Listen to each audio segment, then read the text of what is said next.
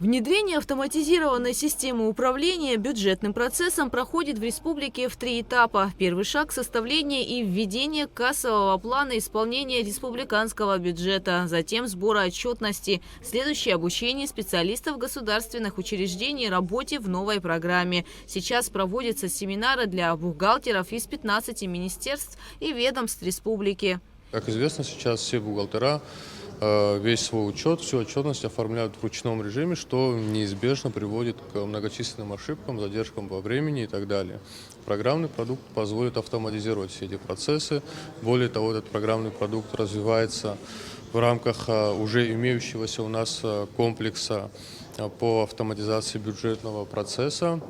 То есть по итогу мы получим такой достаточно большой информационный ресурс, информационную систему, в рамках которого у нас будет абсолютно полная информация обо всех операциях с денежными средствами, ну и обо всех активах. Система предназначена для автоматизированного сбора, учета, обработки и анализа финансовой информации, а также для взаимодействия с государственными органами и другими внешними организациями. Новая программа облегчит работу специалистов, сэкономит время и внесет прозрачность и точность в процесс. На рабочем месте у всех учреждений, всех детских садов, всех поликлиник, начиная от Гагаря, заканчивая Тхуарчала-Гавом, уже появилась система бухучета, то есть учреждение может заводить все бухгалтерские проводки. Это позволит минимизировать то большое количество ошибок, которое сейчас возникает, связанных с тем, что сотрудники вынуждены все бухпроводки ввести вручную в электронных таблицах.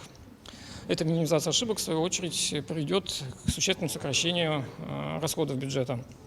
На 2024-2025 год запланирован внедрение кадрового учета и учета заработной платы. То есть все документы по начислению премий, авансов, зарплат, отпускных будут, и вся подготовка всех документов будет автоматизирована. Проект осуществляется Министерством финансов республики. Совместно с абхазскими специалистами над ним работают компании Fincom и K-Systems, которые имеют большой опыт в разработке автоматизированных информационных систем для финансовых органов, государственных и муниципальных учреждений, органов местного самоуправления.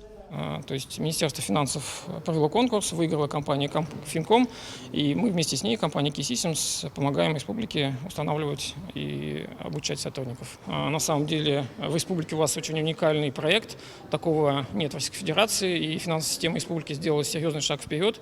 То, что пытается автоматизировать, то, что достаточно сложно автоматизировать. То есть учреждению не надо устанавливать дополнительную программу, какую-то там 1С парус. Уже внутри существующей системы, где они зарплаты вводят, появилась подсистема работы с бухгалтерскими операциями. Поэтому намного проще происходит внедрение, не надо объезжать все учреждения. Над внедрением программы специалисты Минфина работают комплексно. Это и усовершенствование нормативно-методологической базы, и оснащение новой техникой, и обучение специалистов. Ну, естественно, неотъемлемый процесс – это обучение. Обучение не только действующих сотрудников. Мы планируем предложить в том числе и в Абхазский государственный университет учебные планы, которые будут посвящены обучению работе в программном продукте, бюджетному учету и так далее. Внедрение автоматизированной системы обходится государству в 140 миллионов рублей. Сумма разбита на 3 года. Проект реализуется с 2022. Полностью весь процесс планируют завершить в следующем году. Гугуца Вардания, Алексея Гухава, Абхазское телевидение.